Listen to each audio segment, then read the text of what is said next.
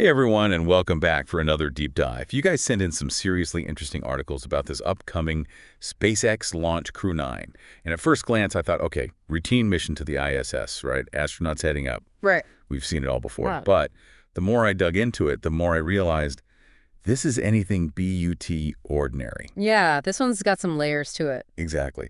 So, to help us break it all down, I've got our expert guide right here with me, ready to unpack this whole space saga. Absolutely. Let's dive in. All right, so Crew-9. Let's start with the initial plan. We were looking at NASA astronauts Haig and Cartman on the roster, and cosmonaut Gorbanov, representing Roscosmos, Yeah. the Russian space agency. Right. Pretty typical crew makeup for these ISS missions. Exactly. A pretty standard mission. So we thought. Yeah, that's where things took a bit of an unexpected turn. Okay, so speaking of unexpected turns, we can't talk Crew-9 without mentioning the Dotwell, the spaceship currently facing a few hiccups. Ah, you mean Boeing Starliner. Ding, ding, ding. The Starliner. It was supposed to be this big game changer, right? Yeah, a brand new spacecraft designed to ferry astronauts to and from the ISS. Huge undertaking. So what happened? Well, during testing, it ran into a bunch of snags, Like what? multiple thruster malfunctions, for one. Oh, wow. And then there were those persistent helium leaks you mentioned earlier. And these weren't just minor glitches. These were some pretty serious technical roadblocks that basically forced the entire Starliner program on hold. See, this is where it gets really interesting. Because in the middle of all this, we had two astronauts already up on the ISS. Wilmore and Williams, right. Yep. And they were depending on that Starliner for their ride home. Exactly, and that's where the domino effect really kicks in. With the Starliner delays, Wilmore and Williams are essentially stuck on the ISS, no clear return date in sight. Stuck in space. Talk about a plot twist.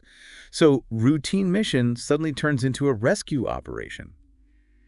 How'd they even begin to solve that? Well, NASA had a big decision to make, and fast. I mean, they couldn't exactly leave their astronauts stranded indefinitely, right? No. Can you imagine being stuck up there with the clock ticking? So what'd they do? They got creative, decided to completely adjust the Crew-9 mission, swapped out the original crew with a new team whose main objective was getting Wilmore and Williams back to Earth safe and sound. Wow. A true testament to, adaptability and international cooperation, under pressure no less. Seriously, astronauts stuck in space, a spaceship with a laundry list of technical issues. It's like ripped straight from the script of some big-budget sci-fi thriller. Right.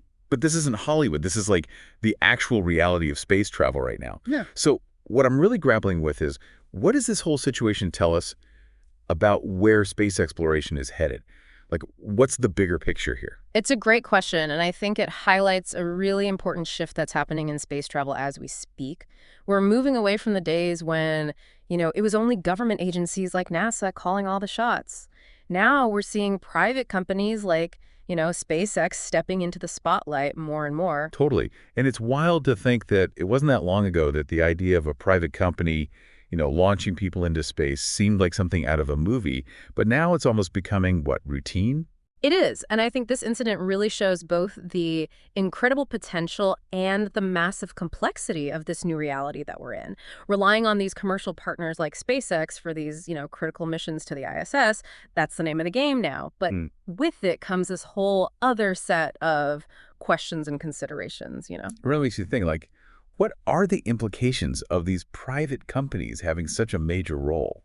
Yeah, well, for one thing, there's the whole issue of regulation, right? I mean, NASA, they have these incredibly strict safety protocols. They've spent decades refining those and figuring it out, Right. But with these private companies, there's this constant need to make sure that those safety standards are just as rigorous and that, the desire to make a profit isn't somehow overriding the mission's integrity. That's fascinating. I actually hadn't even considered that difference in oversight and regulation, but it makes total sense.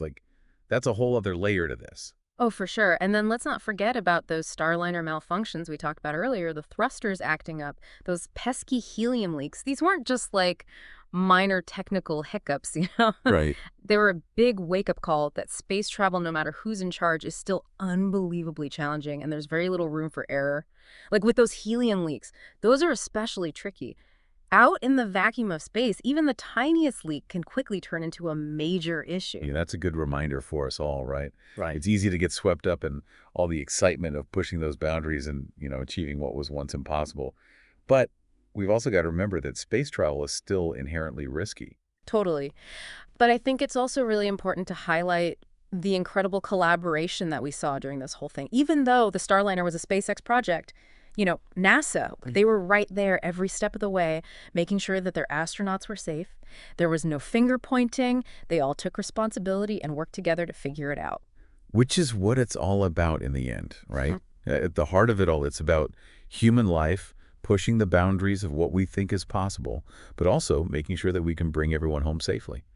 But yeah, it's just wild to think about how much goes into even a so-called routine mission, right? Let alone having to pull off a rescue like this. It really begs the question, though, where does space travel go from here? That's the big question, isn't With it? all these moving pieces. I think this whole Crew-9 thing, it kind of forces us to confront this really interesting dilemma. On one hand, we're living in this amazing age of space exploration. We're constantly pushing the limits of what we thought was possible. Right. But the further we go, the more we run into these new challenges. Absolutely. And not just technical challenges either, right? Exactly. We're talking ethical dilemmas as well. And, we can't ignore the elephant in the room, space tourism. This whole thing with Crew-9 has got to have people rethinking things a bit, right? For sure. Because you've got companies like Virgin Galactic, Blue Origin.